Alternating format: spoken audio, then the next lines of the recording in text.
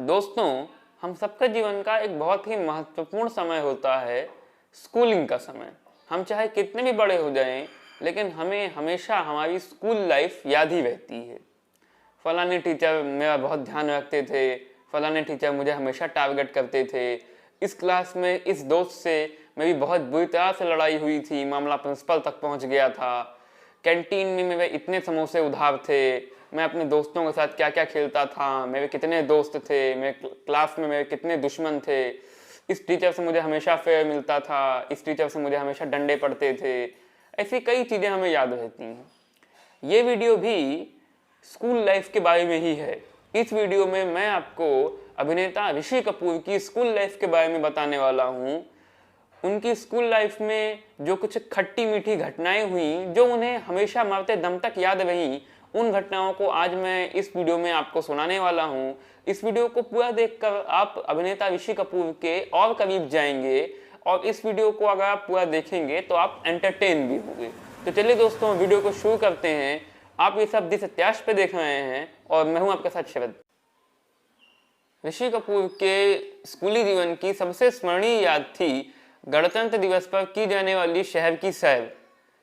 दरअसल 50-55 साल पहले गणतंत्र दिवस का माहौल बिल्कुल अलग होता था।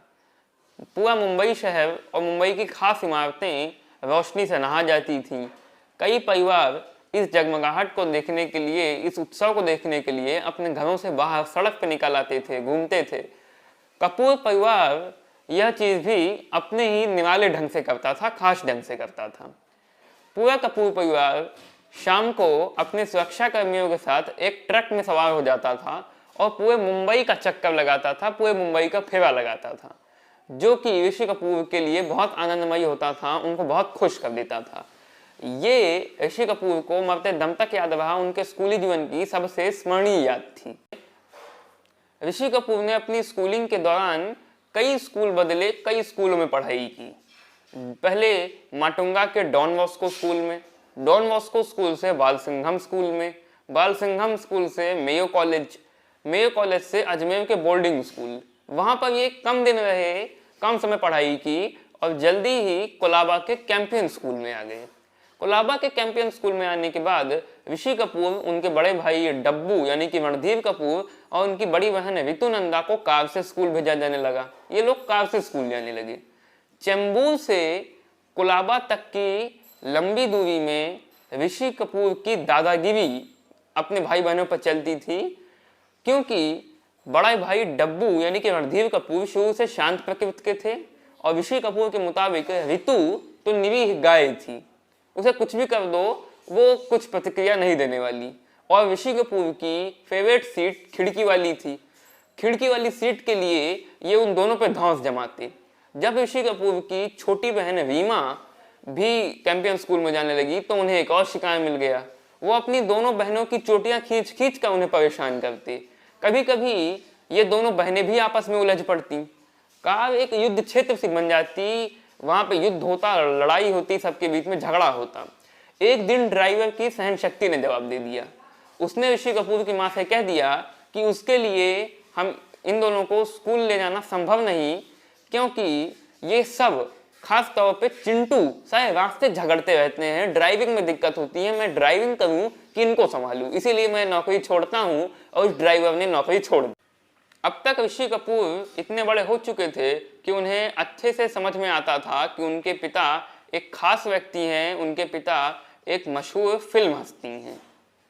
ऋषि कपूर जब छोटे थे तो उन्हें इस बात का महत्व उतना नहीं समझ में आता था, लेकिन अब उन्होंने इस बात का फायदा उठाना शुरू कर दिया। उस वक्त की मुंबई के एकमात्र पंचतारा होटल सन एंड सैंड और नानकिंग रेस्टोरेंट में राज कपूर का खुला खाता था। ऋषि कपूर को नानकिंग रेस्टोरेंट जाकर अपने बिल राज कपूर के खाते में डलवा देना बहुत पसंद था। कई बार ऋषि कपूर अपने दोस्तों को भी ले जाते। ऋषि कपूर ने एक बार बताया था कि अधिकतर वो कोला मंगाते, जिस पर आइसक्रीम का बड़ा सा गोला डटा होता, साथ में खाने के लिए कुछ चटर पटर। उसके बाद ऋषि कपूर और उनके पूरे दोस्त मिलकर पूरा बिल आपस में बांट लेते। हर के हिस्से में 10-12 रुपए आते थे। ऋषि कपूर अपने दोस्तों से पैसा ले लेते थे, लेकिन उस पैसे को काउंटर पर जमा नहीं करते थे, राज कपूर के खाते में लिखवा देते थे। इस तरह से ऋषि कपूर के पास पैसे भी आ जाते थे, खा भी लेते थे। ऋषि कपूर ने अपनी आत्मकथा में लिखा है कि स्कूल के अंतिम वर्ष में ही वो सिगरेट पीने लगे थे, धूम्रपान करने लगे थे। उनके कॉलेज के पास अहमद की गुमटी थी। ऋषि कपूर और उनके दोस्त अहमद को कोक वाला कहते थे, लेकिन ऋषि कपूर की दिलचस्पी कोला में नहीं थी, बल्कि अहमद की गुमटी के पीछे खड़े होकर सिगरेट पीने में थी। अधिकतर ऋषि कपूर सिगरेट के पैसों को भी खाते में डलवा देते, लेकिन ये रकम धीरे धीरे बढ़ते हुए 300 रुपये तक पहुंच गई, जो कि एक स्कूल स्टूडेंट के लिए बहुत ज़्यादा होती है। अहमद ने ऋषि कपूर को धमकाया कि वो आपके स्टूडियो पहुंच जाएगा। ऋषि कपूर बहुत डर लगा कि अरे बाप रे अब क्या होगा, लेकिन बेचारे अहमद ने कुछ नहीं किया, वो एक गुमटी वाला था। ऋषि कपूर उसके बाद 1969 में फेल हो गए और जल्दी ही एक फिल्म स्टार बन गए। 1973 में ऋषि कपूर एक समारोह में उसी जगह पे गए तो उन्होंने देखा कि अहमद अब भी वहीं है। अहमद ने उनको सलाम किया तो ऋषि कपूर ने उनको गले लगा लिया। उम्मीद करता हूँ दोस्तों कि ये वीडियो आपको पसंद आया होगा। इस वीडियो में आपको ऋषि कपूर की स्कूल लाइफ के कुछ खट्टे मीठे किस्से सुनने को मिले, जिन्होंने आपको मज़ा दिया, और इन किस्सों से आप ऋषि कपूर के थोड़ा और करीब आए, ऋषि कपूर को थोड़ा और जान पाए। जब तक मैं अगली वीडियो नहीं लाता हूँ तब तक मैं शरद आपसे विदा लेता हूँ। Bye bye.